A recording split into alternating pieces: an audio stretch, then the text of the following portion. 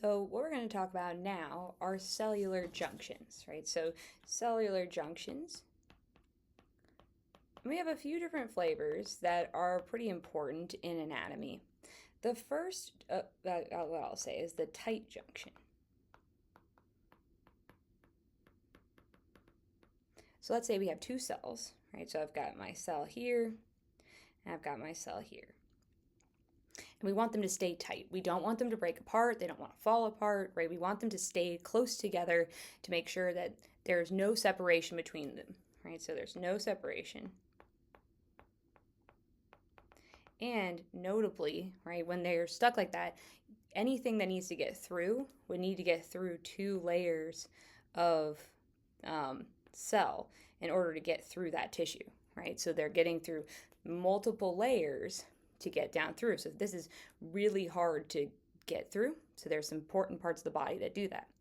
How we make the tight junctions, right? So if I go right here, is we have proteins in the plasma membrane. So if we got our plasma membrane,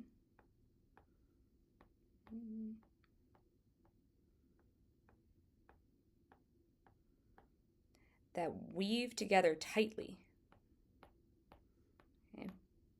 And ultimately, all of these proteins connect. So it's almost like the plasma membranes are connected.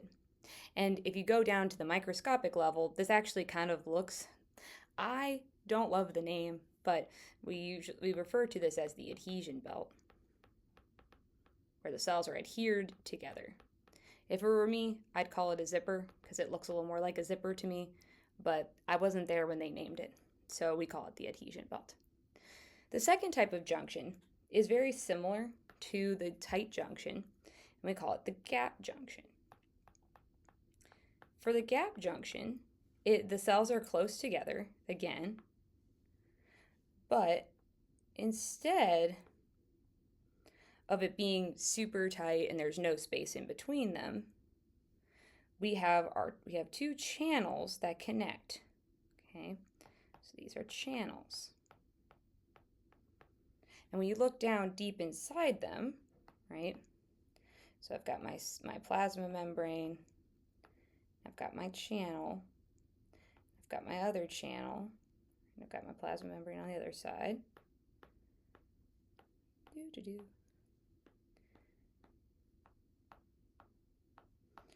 What you can see is that these channels become continuous with each other. So it's almost like the cytosol of each of those cells is connected. So they're not the same cell, but they share a lot of the same parts of their cytosol. They're able to communicate almost immediately, which is different from the other cells where they're going to need to talk to each other by sending something outside of the cell. Everything that's happening in the cell is happening in real time, and so they can communicate very quickly, very, very quickly.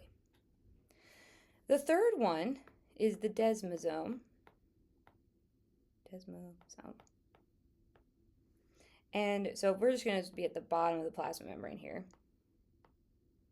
We've got this set of proteins that are associated with the plasma membrane, mostly with the with intermediate filaments, and these filaments extend out from that from that disc, and they're able to interact with proteins in the extracellular matrix. And so they're a really good way of anchor, at least I think of them as like anchors, whether that's to an extracellular matrix or to another cell. So anyway, those are the three that you would need to know the most to be able to succeed in anatomy.